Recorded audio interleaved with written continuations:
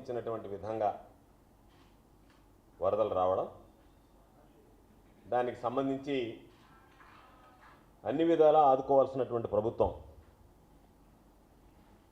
వరద ముందు వరద నివారణ చర్యలు, వరద వచ్చిన తర్వాత ప్రజలకు సంబంధించి కలిగినటువంటి ఇబ్బందులు, ఈ రెంటిలో కూడా వరద నివారణకు సంబంధించి తీసుకోవాల్సినటువంటి ముందస్తు చర్యల్లో వైఫల్యం చెందింది.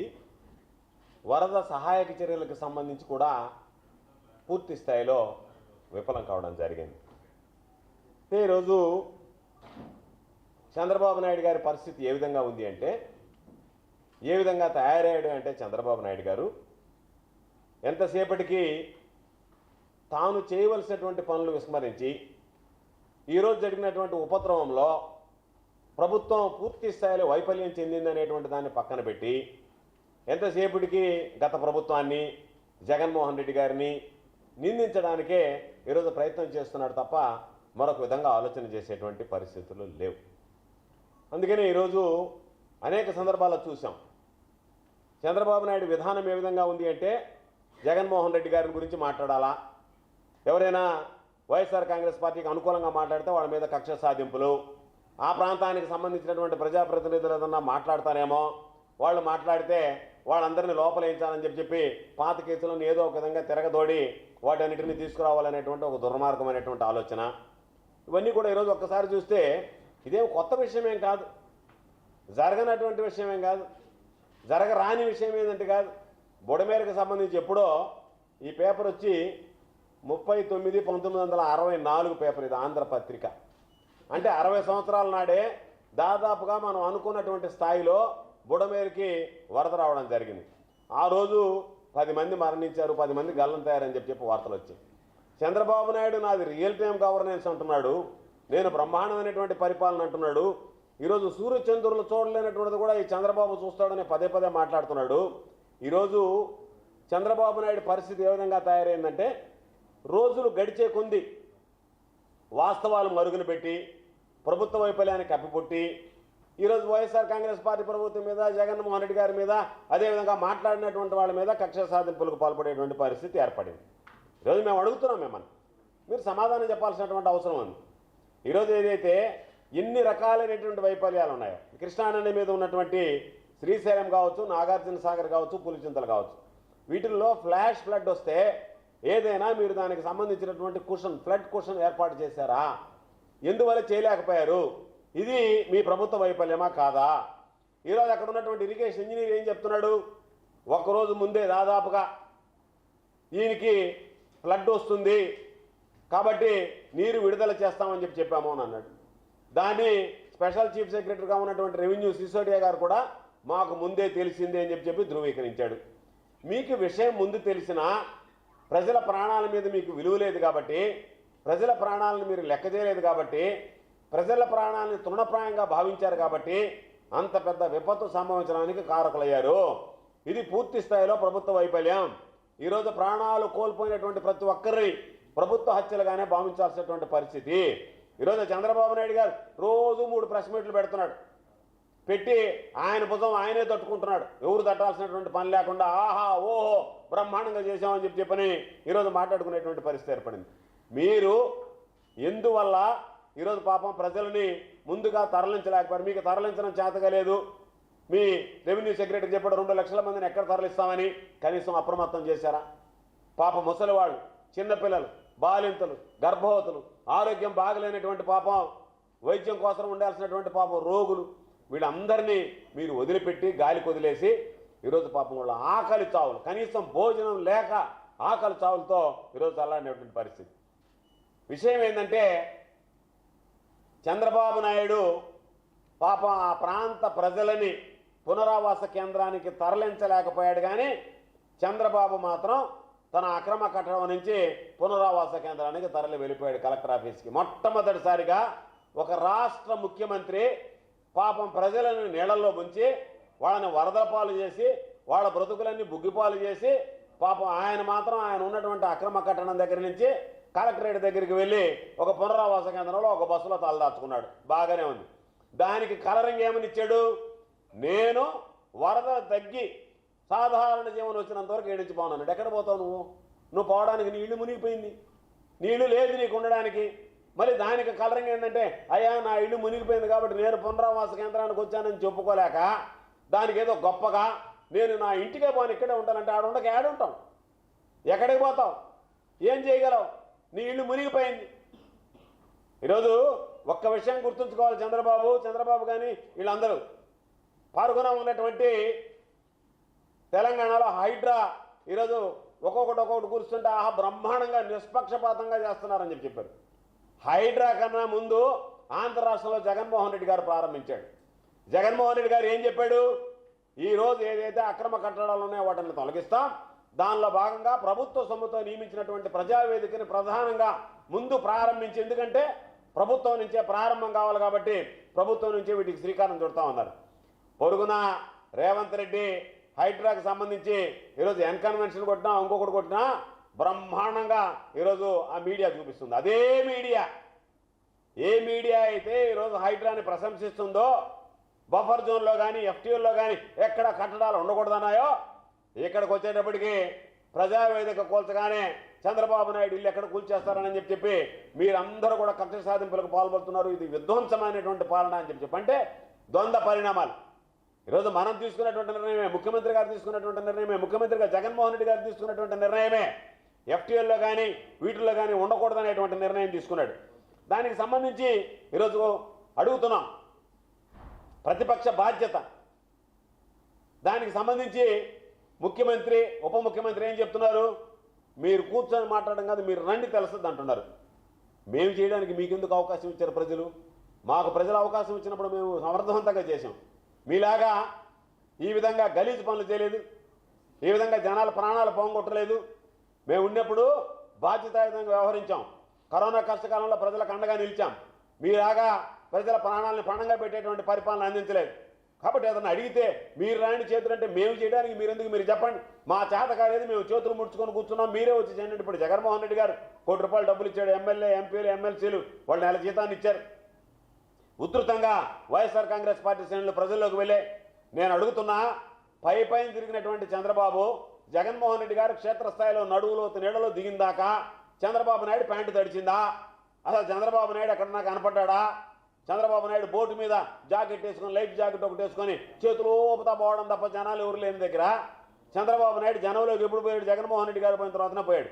కాబట్టి మీ రియల్ టైం గవర్నెన్స్ ఏమైంది? మీ అనుభవాలు ఏమన్నాయి? అసలు అత్యవసర సేవల విషయంలో ప్రోటోకాల్స్ ఎక్కడన్నా పాటించారా? ఒక మంత్రి మీద ఒక మంత్రి చెప్పుకుంటున్నాడు, ఆ మంత్రి వైఫల్యం అన్నాడు. చూపించడానికేమో ఆ రోజు మేము పెట్టినటువంటి వాహనాల రేషన్ సరుకులకు సంబంధించి బ్రహ్మాండంగా విజువల్ షాట్స్ చూపించారు. అవి క్షేత్రస్థాయిలో అందడం లేదు, అక్కడ వైఫల్యం చెందింది. వాళ్ళకి సంబంధించినటువంటి నిత్యావసర సరుకులు కానీ భోజనాలు ఇవ్వడంలో పూర్తి స్థాయిలో వైఫల్యం చెందారు. అదేవిధంగా ఈరోజు వ్యవసాయానికి సంబంధించి ఉద్యానవన పంటలకు సంబంధించి లక్షల ఎకరాల నీట మురిగాయి. ఈరోజు దానికి సంబంధించినటువంటి ఇన్పుట్ సబ్సిడీ విషయంలో రైతులను ఉదారంగా ఆదుకోవాల్సినటువంటి అవసరం ఉంది. ముఖ్యమంత్రిగా జగన్మోహన్ రెడ్డి గారు ఉన్నప్పుడు ఇన్పుట్ సబ్సిడీ ఏదైతే ఉందో, ఏ సీజన్లో నష్టం జరిగితే ఆ సీజన్ ముగిసే లోపలనే ఇన్పుట్ సబ్సిడీ అందించడం జరిగింది. ఈరోజు చంద్రబాబు నాయుడు హయాంలో ఎప్పుడు రైతులకు సంబంధించినటువంటి పాపం ప్రకృతి వైపరీత్యాలు నష్టపోతే దాన్ని బకాయిలు పెట్టి వెళ్ళిపోయాడు తప్ప ఎప్పుడు కూడా రైతుల గురించి ఆలోచన చేసినటువంటి పరిస్థితి లేదు.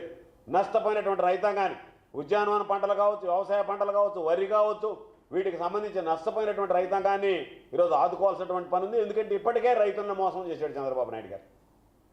ఏ విధంగా అంటే ఈరోజు అన్నదాత సుఖీ భవ అన్నాడు, రైతు భరోసాకు పేరు మార్చాడు.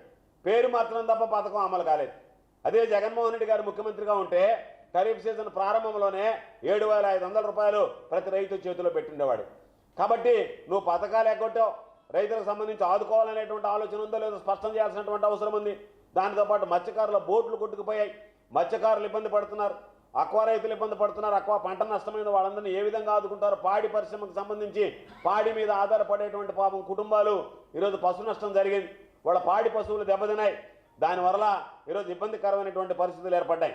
కాబట్టి ఈరోజు మీరు ఎన్ని మాట్లాడినా ఎన్ని చేసినా సరే ప్రభుత్వం ఈరోజు బుడమేరులో వరదలు కొత్త కాదు, కానీ ప్రభుత్వ వైఫల్యం మాత్రం కొట్టొచ్చినట్టుగా ఈరోజు కనిపించేటువంటి పరిస్థితి. ఇటువంటి పరిస్థితుల్లో చంద్రబాబు నాయుడు యొక్క డైవర్షన్ పాలిటిక్స్, ఎక్కడో బోట్లు కొట్టకొచ్చాయి, ప్రభుత్వం ఎవరి చేతిలో ఉంది? నీ చేతిలో లేదా?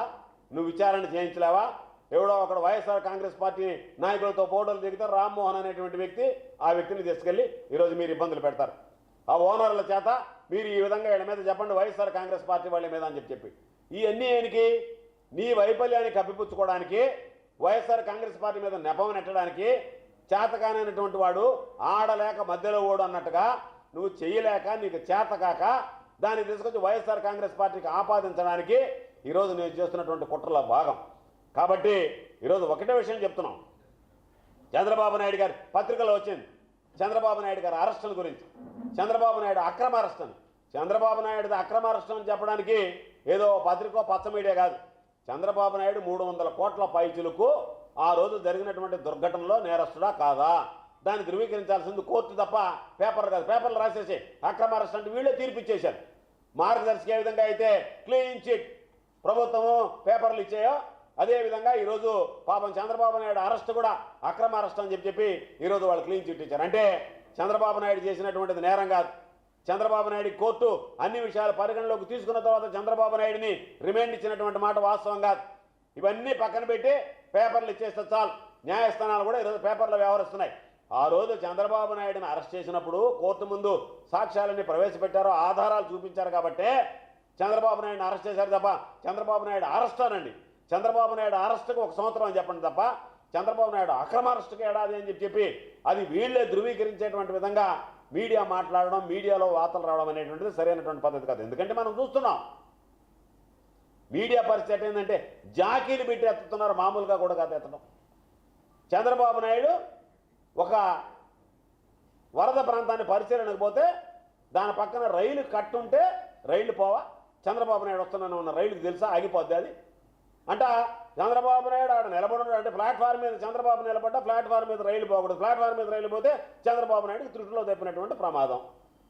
ఆడ నిలబడ్డ దగ్గర వార్తలో ఉంది ఆయన కన్నా మీటర్ దూరంలో సెక్యూరిటీ వాళ్ళు నిలబడి ఉన్నారు ట్రాక్కి. అటువంటిది పాపం త్రుటిలో ప్రమాదం తెప్పిందని జాకీ అయితే దానికి పెద్ద ఆర్టికల్. పాపం ఆయన ప్రజల ప్రాణాలను కాపాడడానికి పోయి ఆయన ప్రాణాన్ని పణంగా పెట్టాడు.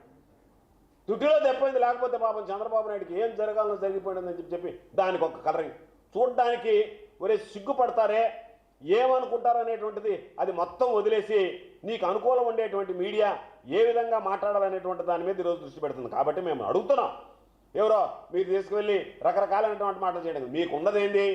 మీరు ప్రజలను కాపాడాలి, ప్రజలకు రక్షకులుగా ఉండాలి. వాటన్నిటిని విస్మరించి ఈరోజు ఆ బురదంతా వైఎస్ఆర్ కాంగ్రెస్ పార్టీ మీద జగన్మోహన్ రెడ్డి గారి మీద తలతా మీ లక్ష్యం ఏంది? Diversion politics. మన మీద ఉన్నటువంటి అపప్రద పడింది, చంద్రబాబు నాయుడు వైఫల్యం చెందాడు, చంద్రబాబు నాయుడు అనేటువంటి వ్యక్తి వల్ల విజయవాడ మునిగిపోయింది, చివరికి చంద్రబాబు నాయుడే పునరావాసంలో తలదాచుకున్నాడు. కాబట్టి ఇటువంటి దుర్భరమైనటువంటి పరిస్థితులు ఏర్పడడానికి ప్రభుత్వ వైఫల్యం, ప్రభుత్వ యంత్రాంగం వైఫల్యం చెందింది. వరదలకు ముందు వరదల తర్వాత ప్రభుత్వం ప్రజలను పట్టించుకోలేకపోయింది. ఎన్నడూ జరగినటువంటి ఘోరమైనటువంటి పరిస్థితి. మీరు ఎంతసేపటికి ఎవరెవరిని ఇబ్బంది పెట్టాలా, ఎవరెవరిని తీసుకురావాలని చెప్పి హుటాహుటిన ఎక్కడో మదనపల్లిలో ఫైలు తగలబడ్డాయంటే హెలికాప్టర్లో పంపించినటువంటి నువ్వు ముందస్తు జాగ్రత్తలు తీసుకోవడంలో వైఫల్యం చెంది దానిని తీసుకోవాలి. ఆ బురదను కూడా ఈరోజు వైఎస్ఆర్ కాంగ్రెస్ పార్టీకి అంటకట్టాలనేటువంటి ప్రయత్నం చేస్తే అంతకన్నా దారుణమైనటువంటి పరిస్థితులు ఉండవు. కాబట్టి నువ్వు అన్ని మాటలు చెప్పావు, అవన్నీ హామీలను అమలు చేయకుండా ఏమి హామీలు అమలు కావు, ఎవరిని పట్టించుకో. నీ జీవితం, నీ యొక్క ఆలోచన అంతా నేను ఏమీ చేయకుండా గత ప్రభుత్వాన్ని, జగన్మోహన్ రెడ్డి గారిని విమర్శిస్తా, ఎవరన్నా జగన్మోహన్ రెడ్డి గారి తరఫున గొంతెత్తుతా వాళ్ళని అరెస్టులు చేస్తా, పాత కేసులు తిరగదోడతా, భయభ్రాంతులకు గురి చేస్తా, డైవర్షన్ పాలిటిక్స్ చేస్తా, నా మీద మరకబడకుండా చూసుకుంటాను తప్ప నేను బాధ్యత వహించను అన్నట్టుగా ఈరోజు మాట్లాడుతున్నావు. కాబట్టి మేము చంద్రబాబు నాయుడికి సలహా ఇచ్చేది ఏమి చేశామనేటువంటిది కాదు. అయిపోయింది, జరగాలని జరిగిపోయింది.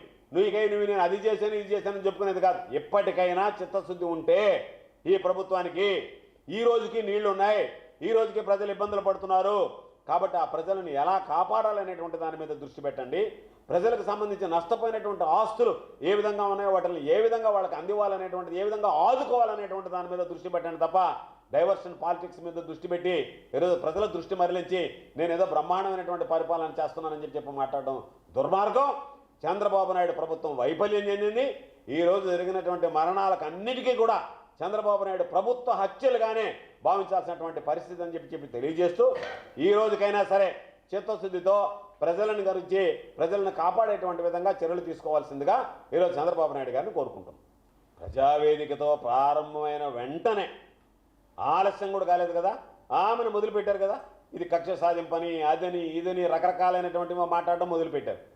కాబట్టి జగన్మోహన్ రెడ్డి గారు దాన్ని ఏదో వీళ్ళు అన్నారు వాళ్ళు అన్నారని కాదు, కానీ దాని మీద దృష్టి పెట్టి ఓ పారదర్శకంగా సర్వే చేసి చేయాలనేటువంటి ఆలోచన ఉన్నది. అంతలోపల కరోనా వచ్చింది కాబట్టి కాస్త జాప్యమైంది. దానిని మేమేమంటున్నామంటే దీనిని తప్పుదారి పట్టించి ఏదో చేయకూడనటువంటి పనిలాగా కక్ష సాధింపులాగా మాట్లాడారు. ఈరోజు ఇదే మీడియా పొరుగున ఉన్నటువంటి హైడ్రా కింద వాటిని కూలగొడితే మాత్రం శభాష్ బ్రహ్మాండంగా చేశాడు రేవంత్ రెడ్డి అన్నాడు. కాబట్టి మీకు 2 నాలుకల ధోరణి ఉందా అని మీడియా చేసేటువంటి చేష్టలు సరైనటువంటి కావు అని చెప్పాం. మీడియా వల్ల వెనక్కి దగ్గో మీడియా యొక్క ప్రచారం ఏ విధంగా ఉంది, దుష్ప్రచారం ఏ విధంగా ఉందనే దానికి ఇది ఒక ఉదాహరణ అని చెప్తాం. ఇప్పుడు తెలిసినోడికి చెప్పొచ్చు, తెలియనోడికి చెప్పొచ్చు. తెలియని చంద్రబాబుకి ఏం చెప్తాం? ఆయన ఏదో పెద్ద సైంటిస్ట్ లాగా నేను అది కనిపెట్టానంటాడు. ఆయన ఏదో స్పేస్కి పోయి ఇచ్చినట్టుగా నేను దాని గురించి మాట్లాడతానంటాడు. ఆయన అన్నీ మాట్లాడతాడు. బుడమేరుకి గేట్లు ఉన్నాయా లేదా? బుడమేరుకి వెలగలేరు దగ్గర గేట్లు ఉన్నాయి, దాన్ని వెలగలూరు గేట్లు అంటారు. కాబట్టి పాపం బుడమేరు గేట్లు లేవు కదా అని చెప్పి చూసుకొని బుడమేరుకి గేట్లు లేవంటే బుడమేరు దగ్గర నుంచి వెలగలూరు ప్రాంతంలో అక్కడ ఉన్నటువంటి ఫ్లడ్ని కృష్ణానదికి తరలించడానికి గేట్లు ఉన్నాయి. లేదంటే చంద్రబాబు నాయుడు పోయి చూసిరమ్మనండి. లేదా ఇరిగేషన్ వాళ్ళకి సంబంధించి వాళ్ళే చెప్తున్నారు గేట్లు ఉన్నాయని చెప్పని. పాపం చంద్రబాబు నాయుడు మాత్రం లేదని చెప్తున్నాడు. జగన్మోహన్ రెడ్డి గారు 5 సంవత్సరాలు ముఖ్యమంత్రిగా ఉన్నాడు. చంద్రబాబు నాయుడు నేను 40 సంవత్సరాలు బాగానే చెప్పాడు కదా, 30 సంవత్సరాల పరిపాలన నేను పూర్తి చేసుకున్నాను, రామారావుకు వెన్నుపోటుకు 30 సంవత్సరాలు అయిందని చెప్పి చెప్పుకున్నాడు కదా. ఆ 30 సంవత్సరాల్లో ఎక్కడైందని కూడా కనుక్కోలేకపోయి. అదే కదా సమస్య అంతా. ఎంతసేపటికి జగన్మోహన్ రెడ్డి గారిని తిట్టి రోజుకు 3, ఉదయం 1, సాయంకాలం 1, వీలైతే మధ్యాహ్నం కూడా ఒక ప్రెస్ మీటు. దాంట్లో ఏమన్నా ఉంది అంటే జగన్మోహన్ రెడ్డి గారి గురించి విమర్శించి వెళ్ళిపోవడం, పాత ప్రభుత్వాన్ని తిట్టడం.